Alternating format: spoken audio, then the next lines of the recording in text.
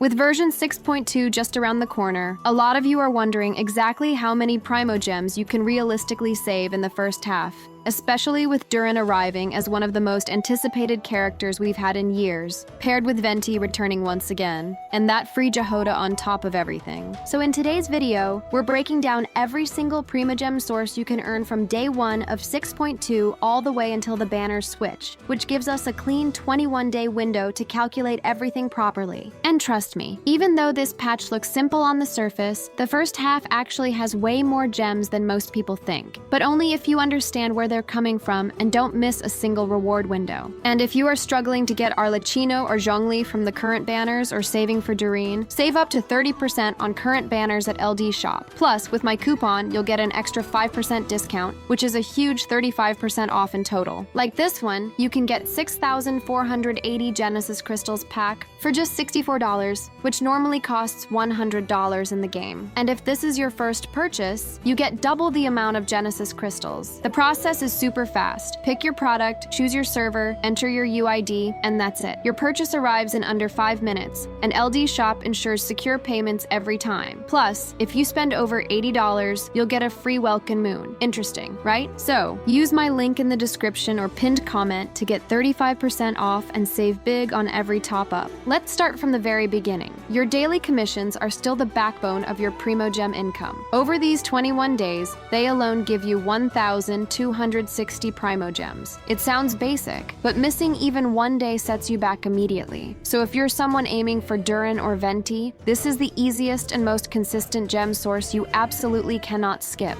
Then, of course, we have the maintenance compensation when the update drops. As always, Genshin will send out 600 primogems straight to your mail once the servers come back online. And just so no one gets confused, the live stream codes are not part of the first half this time. They'll be released right before the second half, so do not include them in your pulling calculations for Phase 1. Next, we have the quests. Since 6.2 doesn't bring a new region, there are no exploration rewards this time. Nothing from chests, nothing from oculi, nothing from map completion. But you will still get primogems from the new story and character quests. And based on what is currently confirmed, the Archon-related content and Durin's quest together will give you 270 primogems. It's not a lot, but considering this patch is split heavily between narrative updates and combat content, 270 is still a nice little push forward, especially early on. Now this is where things get a lot more interesting, the events. The first half of 6.2 has 2 of the main events available immediately. The main event of the patch gives you a very generous 960 primogems, and the second event adds another 420 primogems on top. The final 2 smaller events only unlock in the second half, so they're not included here at all. Altogether,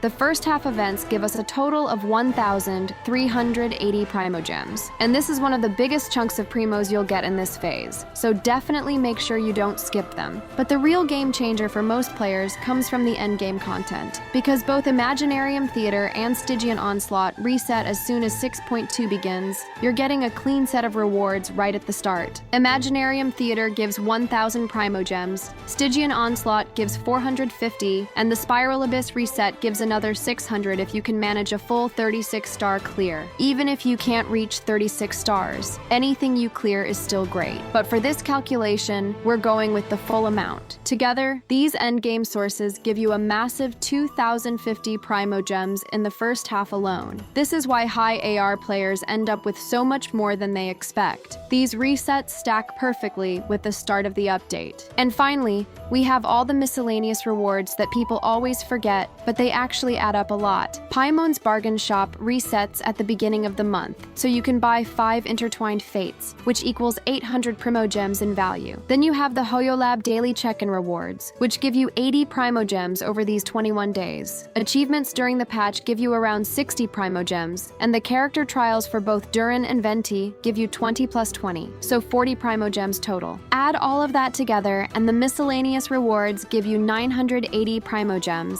Not bad for things you can get basically just by logging in and doing your basics. Now, if we put everything together, the dailies, the events, the quests, the resets, and all the small extras, your total for the first half of version 6.2 as an F2P player is 6,540 primogems. That's around 40 pulls, with a little extra left over. And if you're someone who buys Welkin Moon, Add 1,890 primogems to that total, pushing your first half amount to 8,430 primogems, or roughly 52 pulls. And if you also buy the Battle Pass, that gives you even more, around 300 to 400 primogems worth of rewards, depending on whether you go for the paid tier. That pushes some players past the 70 pull mark for the first half alone, which is incredibly strong for anyone trying to contest a 50-50. So yes, even though there's no new region this patch, and even though many players think version 6.2 is a calm update, the reality is that the first half is surprisingly packed with primogem sources. And if you're saving smartly, logging in every day, clearing your resets, and completing the 2 major events, you'll walk away with enough primogems to comfortably reach soft pity, and maybe even walk out with DURIN early if your luck is above average. But now the real question is, what should you actually do?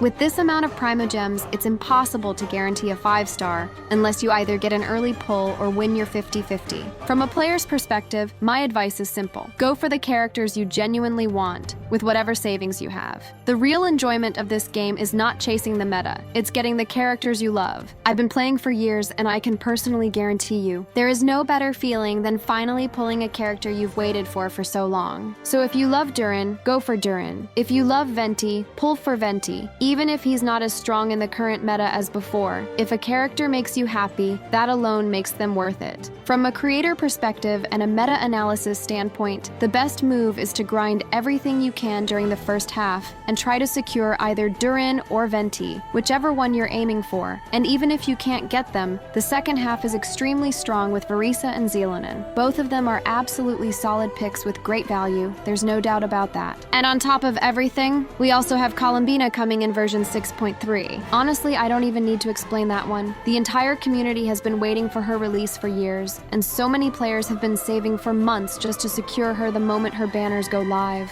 But still, at the end of the day, everyone should pull for the characters they truly want. So, let me know your plan. Are you saving hard for DURIN, going for Venti, or skipping both and preparing for the madness coming in 6.3? Let me know your pity and your current primogem count in the comments. And if this guide helped you understand everything more clearly, drop a like, hit subscribe, and check out LDShop in the description for discounted top-ups. Good luck on your pulls, and I will see you in the next video.